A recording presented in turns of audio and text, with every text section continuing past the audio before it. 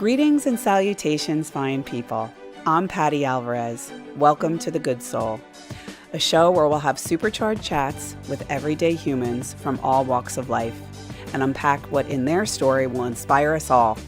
We'll extract the untapped wisdom, distill it, and serve it up to you in all the right ways that will engage, enlighten, and most of all, inspire growth within your soul.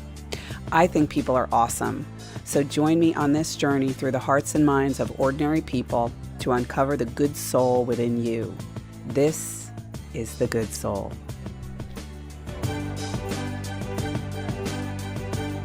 Hi, friends. Welcome back to The Good Soul, episode 78, titled The Kindness Closet. Today's episode is a special one. We're talking about kindness in action. My guest, Anne Mautner, is the founder of The Kindness Closet, a nonprofit that provides hygiene essentials to people who need them the most. We're diving into what hygiene poverty really means, how one person's compassion can spark a community movement, and why meeting basic needs restores dignity. This one will open your heart, so let's get started. Welcome, Anne. Thank you. Thank you. We just met, and I keep saying to myself, I should say, we have so many mutual friends. I'm surprised this is the first time we're meeting. I know. That's how Mooresville is, though. Yeah, totally. I guess every town, any town in America, right? That's true. Well, good. Well, welcome. Thank you for being here. I want to first give us a little bit about your background, then I'll kind of lay the groundwork here. Yeah. My background, I'm from Virginia. Met my husband. We lived in Memphis for 11 years. We had 3 kids. We moved to North Carolina 13 years ago.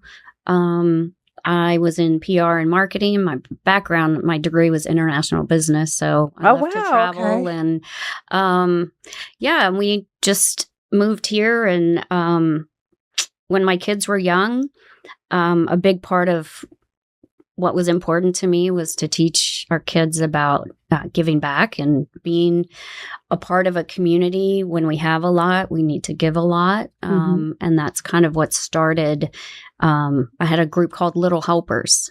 Oh, wow. That's so cute. So we did a community service project every month for 6 years here. Okay. Was that done through like Girl Scouts or the Key Club? No. Actually, my friends in Memphis, we used to volunteer a lot, like for young professionals. Yeah. And then 3 of them started this group. We all had kids. We got married. We had kids.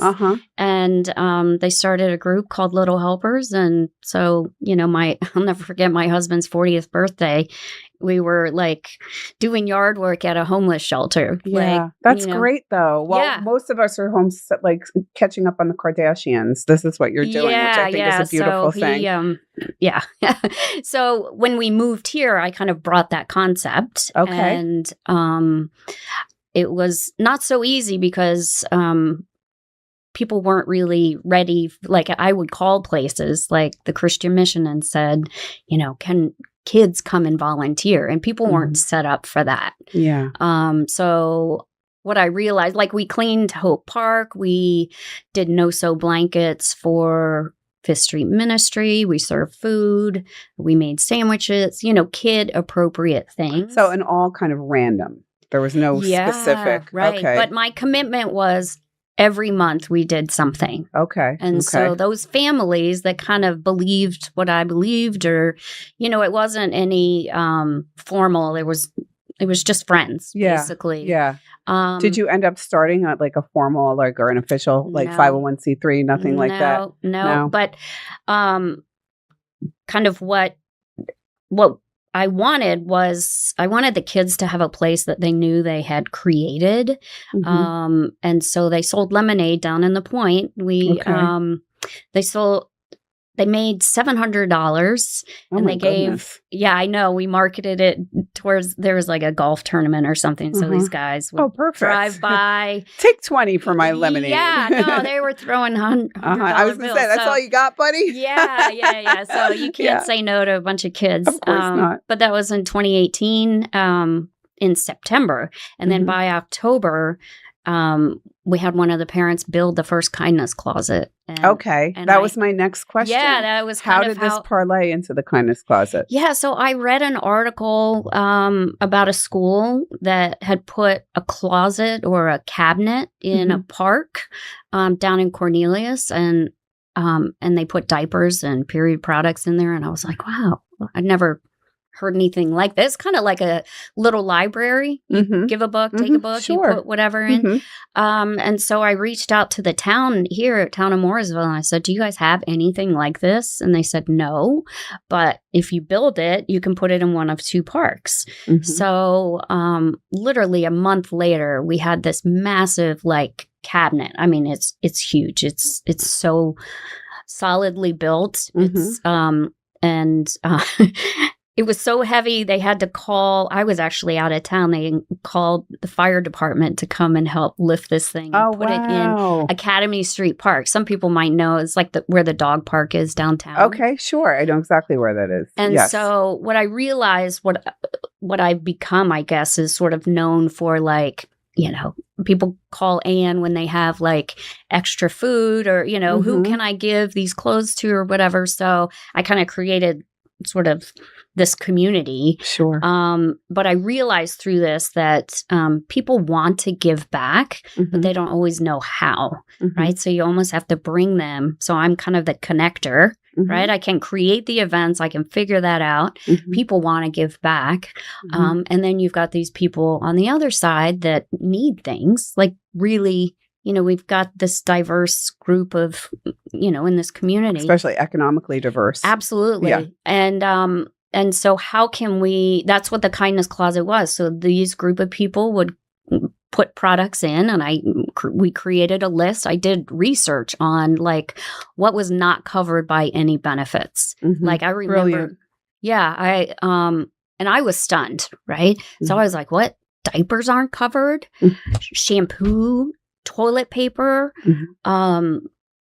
deodorant, you know, I was stunned myself. And so doing this work years later, I still remember how I felt when I first learned about how can these things that we all need, basics, not be covered. Yeah. So in other words, they're like, now it's called WIC, but it used to be called like food stamps. Absolutely. So if you went SNAP. Yeah. SNAP, that's it. SNAP. Yep. Yeah, so if I showed up at Harris Teeter with diapers or tampons, I couldn't pay for them with my SNAP card. No. To this day. Yeah, absolutely.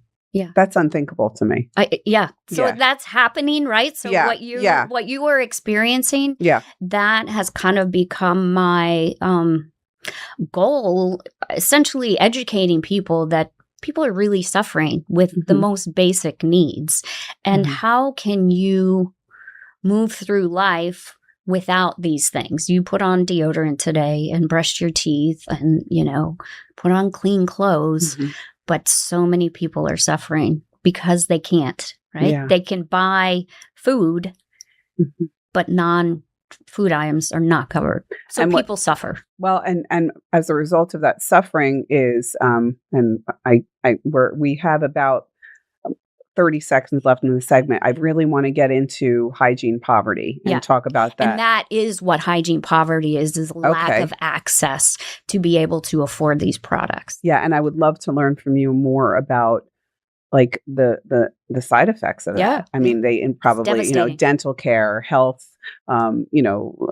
reproductive issues, all that sort of thing. Yeah. So hygiene, and I also want to talk to you in the next segment about your work, kind of your workflow and how everything goes at the, because I can imagine your only location or storage facility is not just at Academy Park. So there's probably a lot more. Yeah, no, there's a lot more. It's blown up. So guys, I'm intrigued. I hope you are too. Don't go away. We'll see you in just a few here on The Good Soul.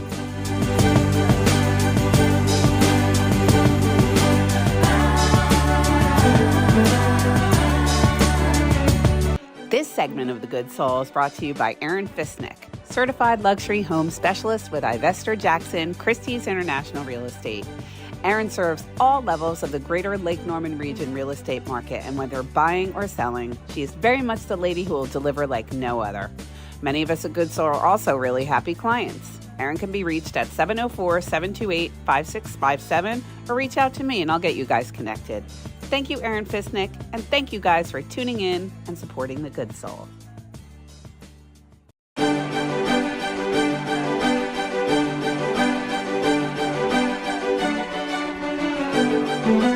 Welcome back, everybody, to The Good Soul. I can't believe we're on episode 79. This is a milestone for us. I guess everyone past like 50 is a milestone, but thank you for being here, Anne. Yeah. We have Anne Mautner from the Kindness Closet here, and we are talking about, I should say, hygiene poverty, I guess is the overarching issue that you are trying to combat and resolve.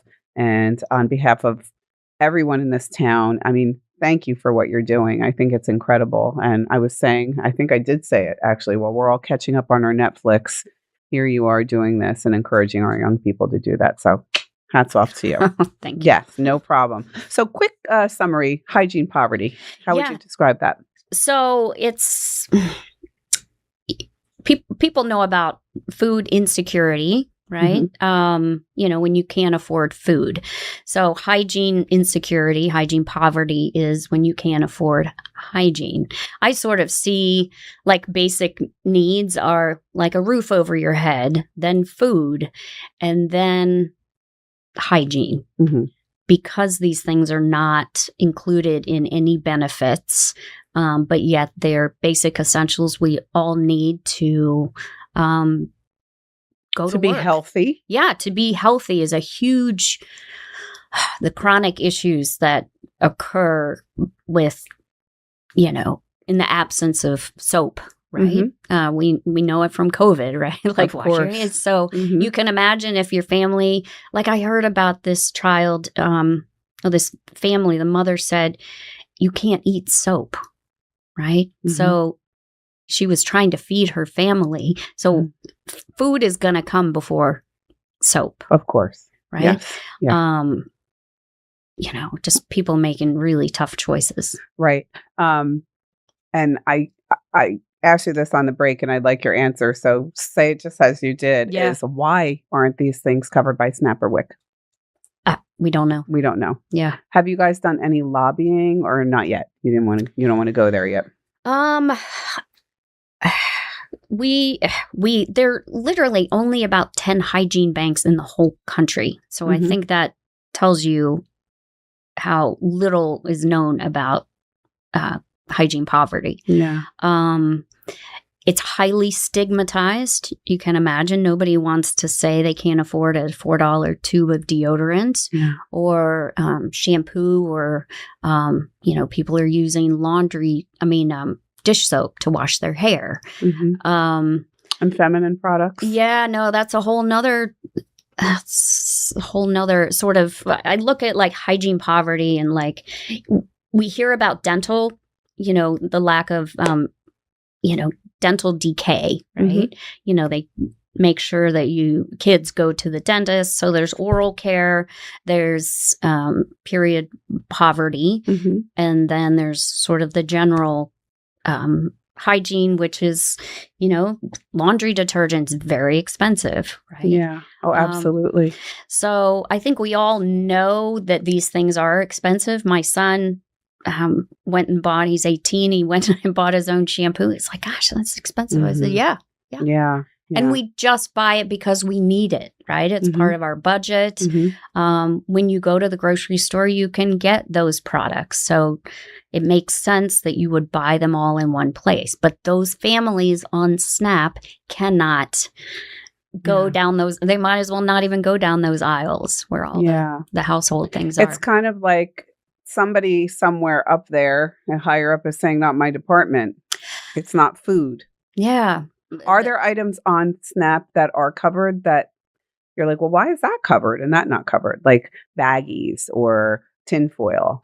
Yeah, I don't know. You don't know. I don't know where that line is. Yeah. I'd love to learn. I'd love to learn more about that. Yeah, no, I mean, these are great questions that just don't always make sense. Yeah. But what I do know is that while we're working to, make some changes with laws or, the bigger systemic problems, people are suffering right now. Yeah. So this is what you're here for. I mean, this is what you're doing at this point. which Yes. is, yeah, this is your why, as This is Oprah my would say. why. That is your why.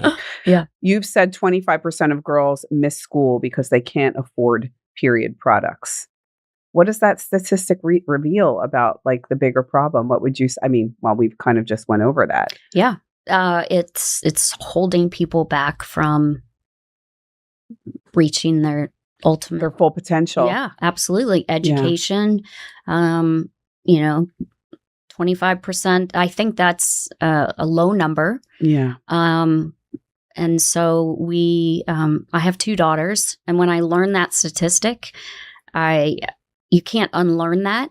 And so I started a program called the Red Cart Project. Okay. And we put period. Yeah, we just call it what it is, you know? Like cute. we get these red craft carts. I get them for $40 on Amazon, and I have volunteers put them together, and we put pads, tampons in there, and they're now in 28 schools. 28 schools. Yeah. Wow. All of Iredell County, in all the middle and high schools. Yeah. It impacts about 10,000 students. Unbelievable. So we started that 3 years ago. We started with 5 schools because I didn't know what our funding was going to be like. And I didn't want to start in a school. Periods don't go away. Yeah. So we're not going to start if we have to pull a program, right? So I've just learned all these things about, starting programs, and I'm committed. Once we are in a school, we're staying in that school. So, how does the Kindness Closet help you restore not just hygiene? I love this, but also dignity and confidence for the people that you serve. Like, can you give us an example? Yeah. Those students that would have to miss school, that 25%, no longer have that barrier in their lives. I've heard of students, not asking or being afraid to ask their parents for these products that they need each month. And so now they can get them in the bathrooms. We actually we have a blue bag, and we put 5 pads in them so they can get loose, and then they can get the blue bags. And I tell all the administration, there is no hoarding, right? This is a different kind of mindset. Right. These students can take as much as they need because if they need it, their mothers need it, their sisters, right? So we don't want anybody to be held back because of this basic need. Yeah. And, the statistics are scary. There was an article that ran in Wall Street Journal over the summer that said the sale of period products have decreased. And to me, I believe that because people can't afford them. So they're not getting them, but they're still getting their period. So they're using dangerous. Yeah. It just causes so many other issues of health. Well, I don't want to be overly graphic, but I'm sure you've had this conversation before, and I'm sure like you've been in this position too, where you got your period, you're in a place, you're at your boyfriend's or you're somewhere. And we've the things like the creativity that is involved and the stress level of worrying if it's going to leak through getting back and so that feeling that we've all had, I think I read some statistic like 87% of women have had that happen. Period panic. Yeah. And so how can you imagine that same feeling? Your whole life? Or specifically for one student trying to study or trying to focus on their education. Or be at the top of the pyramid in the cheerleading tryout or to just survive, forget surviving, to forget excelling, but to even survive. So you ask about dignity and confidence. Like I hope that what we're doing is a kind of a simple act of kindness where we're just trying to ease that that problem, you know, and it doesn't have to be any more complicated than that. Yeah. I say what we do is very simple, right? We just provide products that give people what they need to move through life with dignity and confidence. I believe on a fundamental level, we all deserve that. And so from that, doesn't matter what your history is, your story, what you believe, but you deserve to be clean and you deserve to be able to afford those products that give you that. Right? I remember when my daughter was little, we had gotten her a book. It was called The Care and Keeping of You. And it was, I think, by like American Girl or something. Yeah. Actually, we had those too. Yeah. And we ended up buying them. I was a Girl Scout troop leader. Yep. And ended up buying them for our Girl Scout troop. And we had a whole meeting. Yeah. But any education resources for these young people, not just boys, or girls, but boys also. So education is a very complicated thing. It's very much lacking. I had a nurse ask me to come and talk to students about this. Mm-hmm. And I don't believe that's my place. I think that is... That's a school's responsibility, or certainly the parents' responsibility. Of course. But education is very lacking. And so girls are actually getting their period a lot younger. Yeah. And they don't know what's happening. So that's, I'm not saying that I don't know. I can't. I got you. I can't do everything. Of course. Yeah. So I'm like that. I can give the schools the products, right? Yes. I'm helping in that way. Yeah. But another thing I'm thinking too, like that book itself. Yeah. I'm like, I'm going to do this tonight. Me and ChatGPT have a date because I want to do a summary version of this book, create a PDF, and you could put a QR code on the kindness closet and people could be like, boop. Yeah. And you just never know. I mean, look at me, No, like, as I'm sitting here, I'm like, that would be, Yeah. Something. So resources, I'm actually going to update our Red Cart page on our website because I want, if a school needs some type of resource and they get clearance or, whatever, like the red tape and all that is really it's exhausting. It's exhausting, and that's why I'm not like heartless about it, but I just can't go there. Yeah, right? I got you. But if I give resources, it was really important to me. I remember one of my classmates when I was second grade, he found his mother on the floor, died of toxic shock syndrome. Oh, God. So that always stuck with me. And so there's not a lot of information about TSS. Yes. We have to hit pause. Yeah. We have 2 more segments to go. Okay. So, guys, don't go away. We'll be back in just a few here in The Good Soul. Thanks for being here. But that's okay. Oh. I know. So we went a minute over. Oh, sorry. No, it was my fault. The timer went off.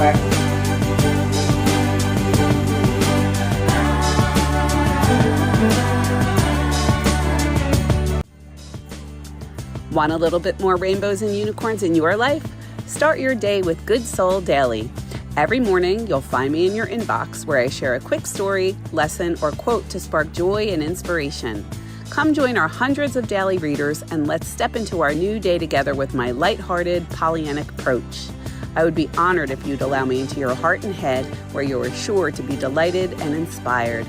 Text me over your email address to 704-618-7993 for your daily dose of happiness and reassurance that life is pretty darn awesome.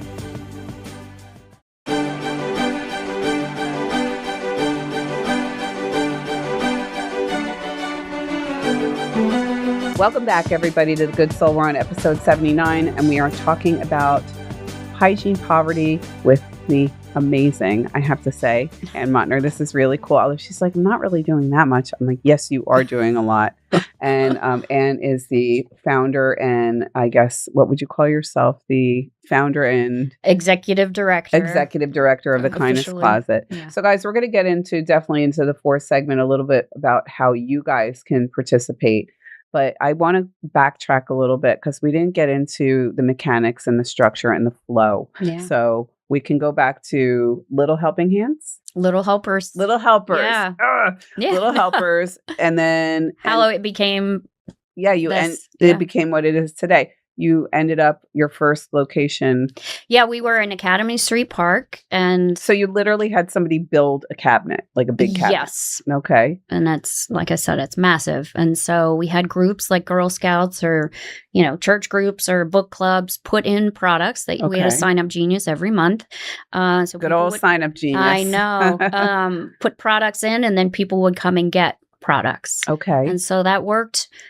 I mean, we had, like I said, people want to help. So once they heard about this, they were like, that's something that I can do. Mm-hmm. So they did supply drives and put products in for about a year and a half. And then COVID. So, excuse me, I'm sorry to cut you. So where were you storing everything? Like, I wasn't storing anything. So literally, like if you did a supply drive here at Good Soul, you would take those products and put them in. That was your week. And so you would have a different person take the products. Because I believe once you do the thing, you go there and physically put them in, you have a different sense of definitely understanding. Well, and many hands make light work. It's all like if you had everything going to a centralized location, and then you'd have. Is it still operating off of that system to this day? No. So much different. Yeah, we had to continue shift. on. Yes. So COVID hit, and we realized that I got a board of people, friends, and we were trying to figure this out. How can we reach more people? Because we realized that the need was so great, and we weren't able to access. Some people might not have transportation, or we didn't know what the issues were, but the barriers. Yeah, so we partnered with the Christian Mission during COVID, and so we asked them for some warehouse space. So we moved everything. People would donate things to me, and I would put them in my garage. So we had tons of stuff in my garage, and very grassroots. Just okay, what do we need when we need it, and how do we get it here? And so we moved the closet into the Christian Mission, so every family would be able to get 2 hygiene products before they walked into the food pantry. Okay. So we did that for like 2.5 years. So when we moved in there, they had clients between 25 and 40 clients a day. And what do they go to the Christian Mission for? Food, but a lot of services. Like if you are late on your electric bill, and they kind of stop the bleeding, right? They're like, okay, let's work with you to, they're an amazing organization. Let's help you not fall further off the cliff, right? Okay. And so kind of these support services. And so one thing they do is they have a food pantry.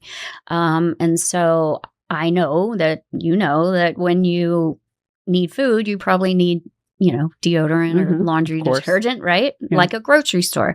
So when we moved in, we were doing 80 products a week, maybe, but then they were more than that.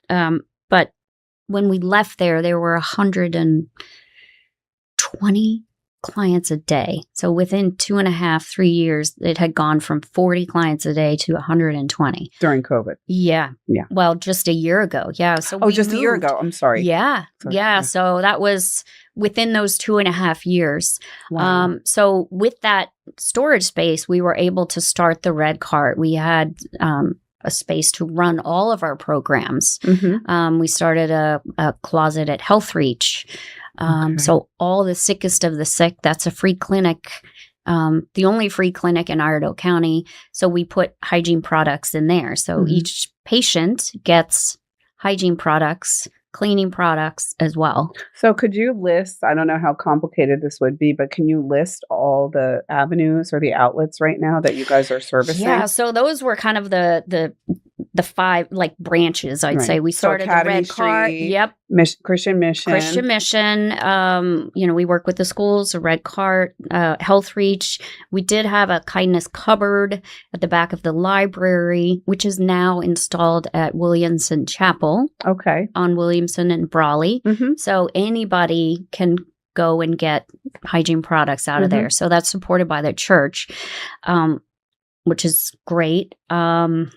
Then we started a senior program. So we do senior kits for homebound seniors through the Christian Mission. Okay. So they're delivered? They're delivered, yep, with food boxes every month. We still do that. And then the Christian Mission was building a new building, and we were going to move with them. But then we kept growing, and they kept growing, and their space gets smaller. And I said, okay, I guess we're doing this. I guess we're going out on our own. Yeah. So October 1st, last year, we moved into our own space. Okay. And it's in the Design Center building. Where's that? Across from DMV, Mooresville DMV. Okay. Everybody seems to the know new that. DMV or the driver's license or the tags? Not the driver's license. The tags. Yes. Yeah. Okay. Of course. On I know. Patterson. Yes. Of course. Of course. I know. So exactly. I say it's the building you've driven by a million times and never noticed. Yeah. And how many square feet? We have about 1,900. 1,900. So okay. most of it is 1,000 of it is like our community space, where part of our mission. Of course, we work with hygiene products, but part of our mission is to provide meaningful service opportunities. And so it's kind of a dream space for me. I never imagined I would have it. And I always wanted like an exposed warehouse apartment when I was growing up. Aww. And so now I have that in the kindness closet. A cool old building. Yeah. So it's super cool. I have tons of volunteers that come, and then we have a warehouse at the back, which is a game changer because I was literally buying $1.25 shampoos from the Dollar Tree, loading them, taking them everywhere. And so now I can work a lot more efficiently. Yeah. I have deliveries that come. And so it's enabled us to scale our operations a lot more. And I'm just responding to the needs, the demand. At that location, is there like a pantry there, a closet there? No, for people? so it's excellent question. So part of this growth, which is what I've kind of struggled with, is I'm no longer a direct service. Like I'm not like a Christian Mission or a Feed and See where you could come in and get hygiene products. Okay. My partners are Feed and See in the Christian Mission. Okay. That said, you're the wholesaler.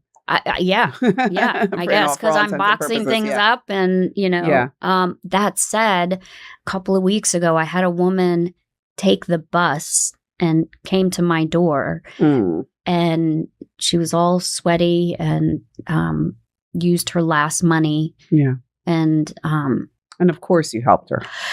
Yeah, so I was so taken aback because our address isn't really on much. But clearly, how bad do you need those products in order to make that effort to come to me? And it was really eye-opening, and it was hard. And I just gave her my inventory sheet and said, please tell me what you need. And she checked off all these things, and I went and shopped for her. Okay, so speaking of which, what items are there specifically other than the obvious? Yeah. Like tell me, you have your dirty dozen or, No, absolutely. We've kind of had to narrow some things down. I would love to provide toilet paper, but the fact is I just don't have storage space for that.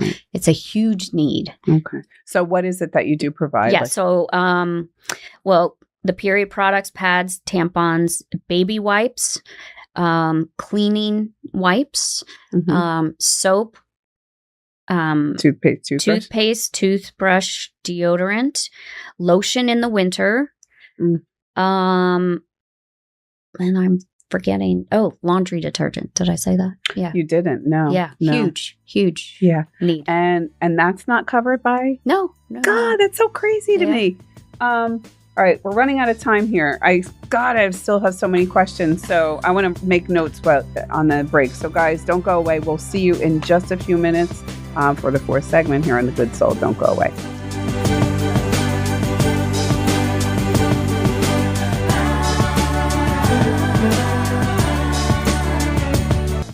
Who isn't looking to get happy and healthy and empower themselves in an extraordinary fitness community? At Good Soul Hot Yoga, we offer life-changing yoga, strength training, cycling, and relaxing therapeutic classes that will make everything in your life feel better. For some power, balance, and peace of mind, we will deliver. Come experience our spa-like wonderland in the center of Mooresville. We will become your happy place.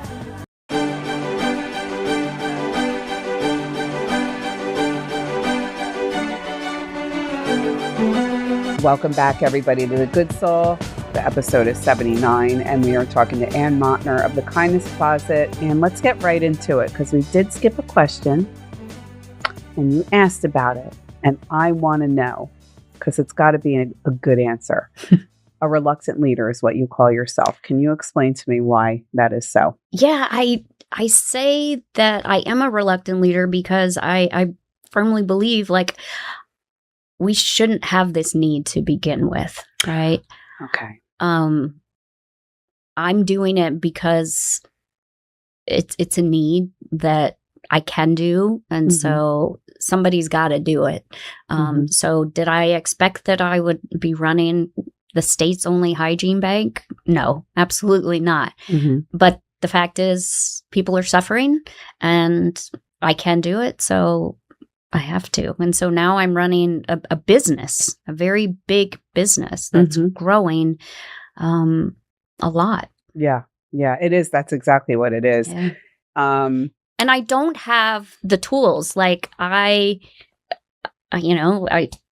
was a stay-at-home mom for 15 years, so Can I just say, Anne, clearly you do. So give yourself a little bit of credit. Well, you know what I do? I surround myself with people that I'm not a numbers person. Yeah. So I need smart finance people around me who can help, they're along, that's their gift, right? I have my own gifts, and I'm just like, okay, what am I missing? How can I engage those people? Well, to me, I think too, that's the formula for this is elementary. It's for any great leader, is to be able to tap into the talents. I'm very self-aware of what I'm not good at. Sure. Yeah. No, I mean, as just running the yoga studio, I mean, I know what teacher would fit better. I know where I need to step back. And, I always say I'm never here at night, so they can be in charge. So nobody has to hear my big mouth.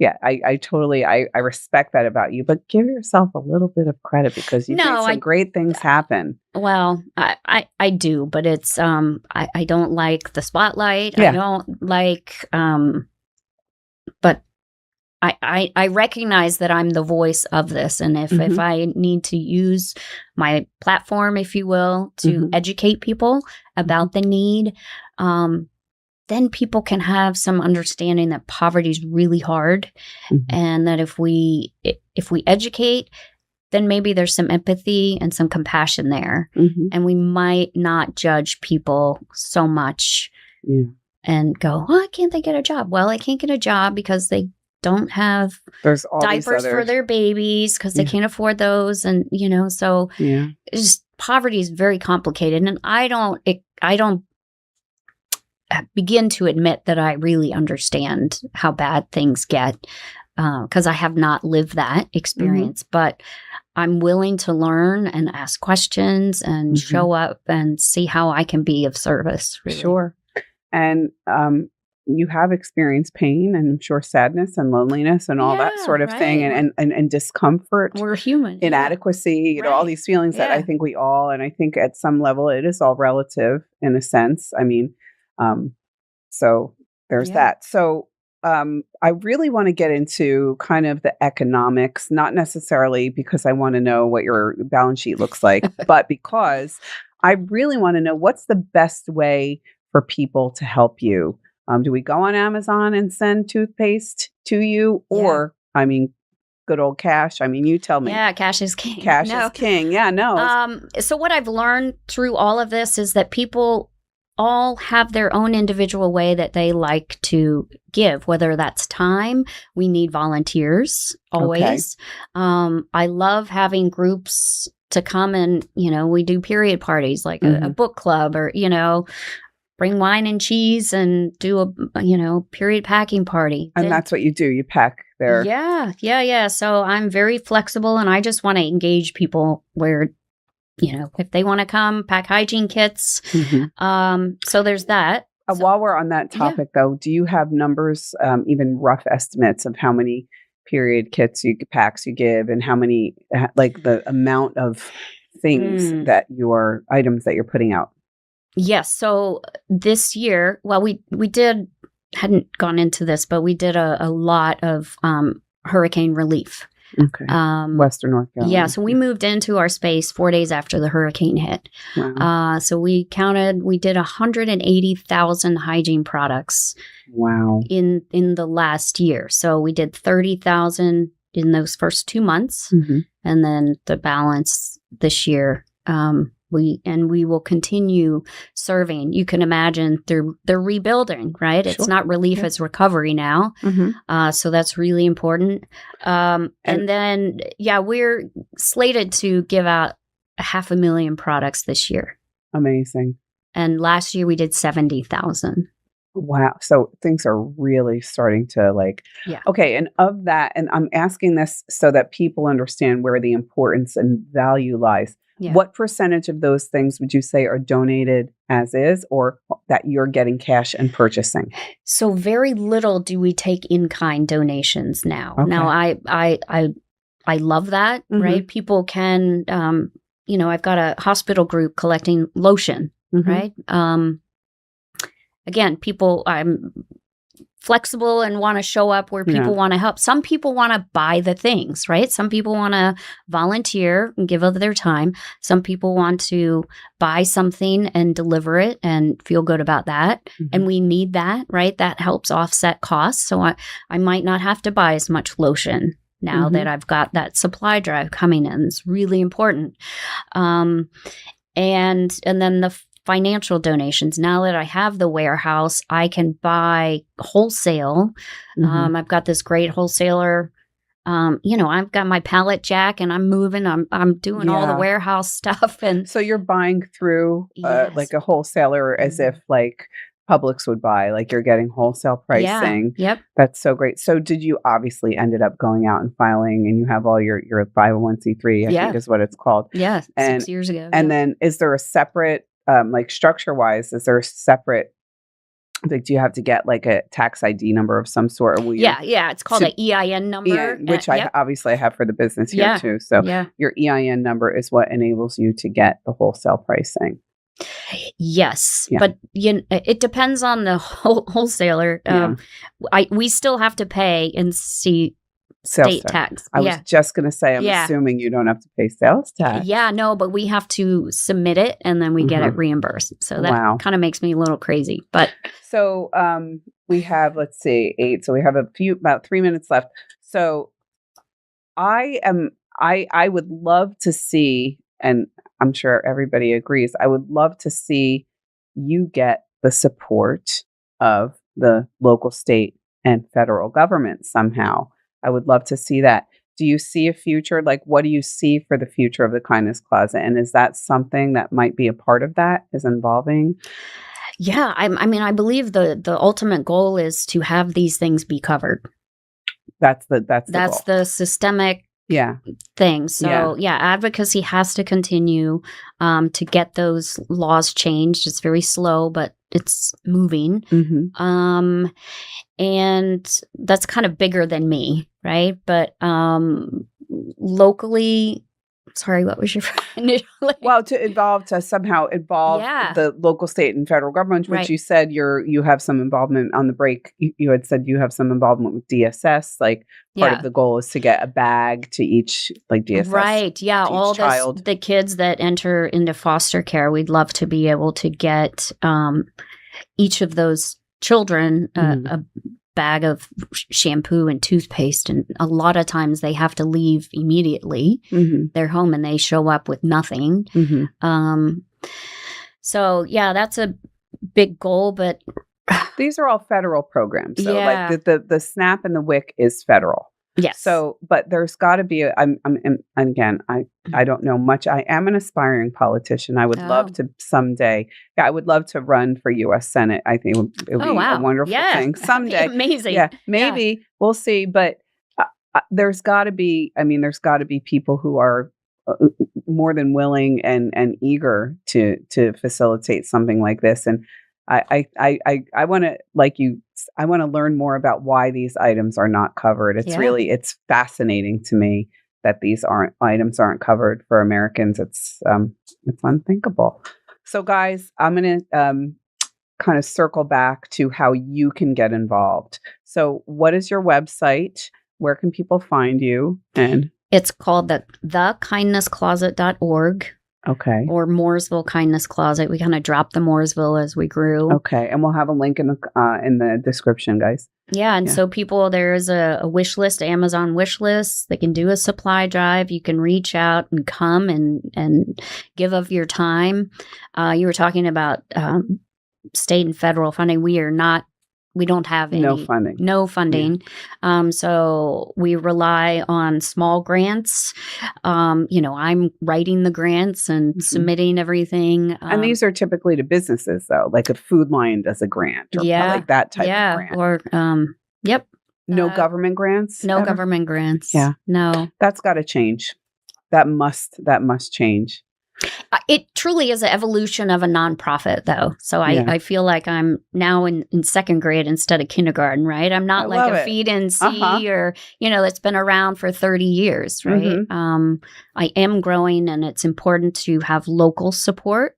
Mm-hmm. And we do. But I was saying, like, I get a call every week from an organization that needs us.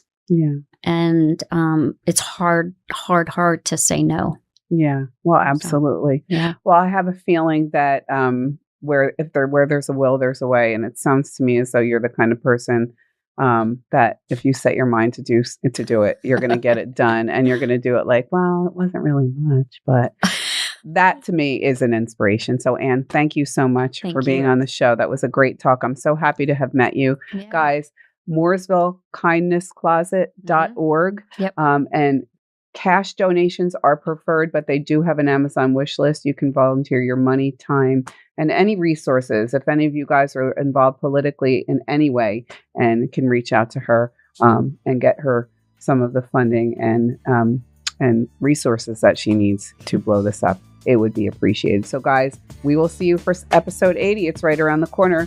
And keep tuning in and like, share, comment, and we will keep bringing you the good stuff. Thank you for being here today on The Good Soul. And again, thank you, Anne. Thank you.